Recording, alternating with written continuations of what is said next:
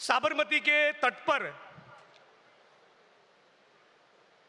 गांधी और सरदार की वो भूमि जिसने स्वतंत्रता के आंदोलन की नींव रखी, इस भूमि पर पूरे भारत के कांग्रेस परिवार का दिल की गहराइयों से स्वागत है।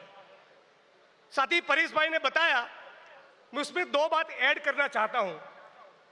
ये गुजरात की धरती बड़ी कमाल की धरती है। इसने सत्य के प्रयोग करने वाले बापू भी दिए और झूठ के प्रयोग करने वाले मोदी भी दिए, लेकिन झूठ के प्रयोग करने वाले मोदी जी ने, उनकी सरकार ने पूरे देश और दुनिया के सामने गुजरात कितना वाइब्रेंट है, स्वर्णिम है, गतिशील है, प्रॉस्परस है, इकोनॉमी में नंबर 1 है, बहुत बड़ी बड़ी डींगे मारी। सवाल यह है कि यदि यह गुजरात सचमुच इतना वाइब्रेंट और स्वर्णिम है, तो गुजरात के बेरोजगार युवा मेक्सिको की बॉर्डर पर सीने में गोली खाने के लिए मजबूर क्यों है? क्यों गुजरात में हजारों हजार युवा गुजरात की सरजमी छोड़कर कनाडा और अमेरिका की फाइल रख रहे हैं? क्यों यहां पर उनको रोजगार नहीं मिल रहा है? वो इसलिए कि यहां का जो ग्रोथ है वो जॉबलेस ग्रोथ है। अब गुजरात की भाजपा सरकार, उसका सैचुरेशन पॉइंट आ चुका है।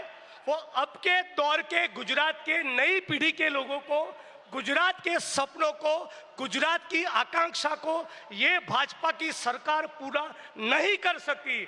और इसीलिए हम सभी लोगों को एक बेहतर गुजरात के निर्माण का ब्लूप्रिंट पूरे कांग्रेस परिवार की ओर से देना पड़ेगा, और वो हम देंगे।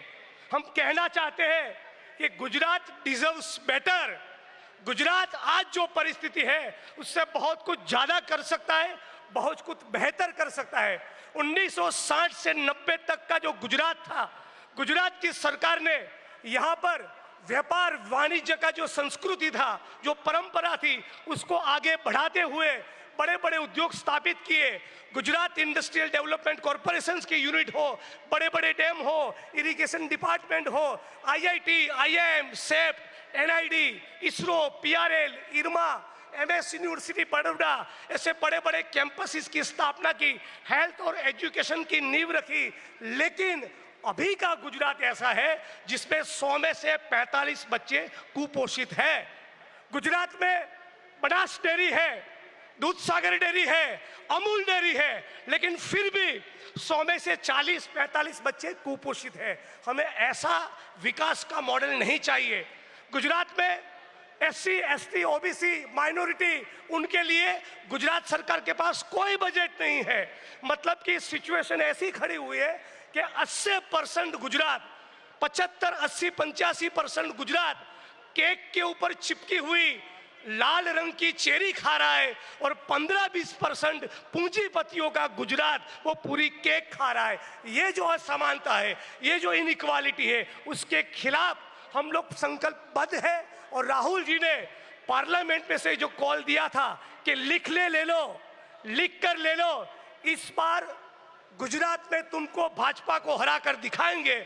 हम भी ऑल इंडिया कांग्रेस कमेटी को, पूरे कांग्रेस परिवार को ये गारंटी देते हैं कि लिख के ले लो, हम भी एक बेहतरीन, शानदार, ईमानदार, लड़ाकू, संघर्ष करने वाला विपक्ष आने वाले कुछ महीनों में बनकर दिखाएंगे। हम तमाम लोगों के लिए एक ही रास्ता है, सड़क पर उतरे, संघर्ष करे, इंकलाब करे, रात दिन करे, आगे का रास्ता उसी में से निकलेगा। और संघर्ष के साथ साथ संगठन मजबूत करे, संगठन विचारधारा पर आधारित हो।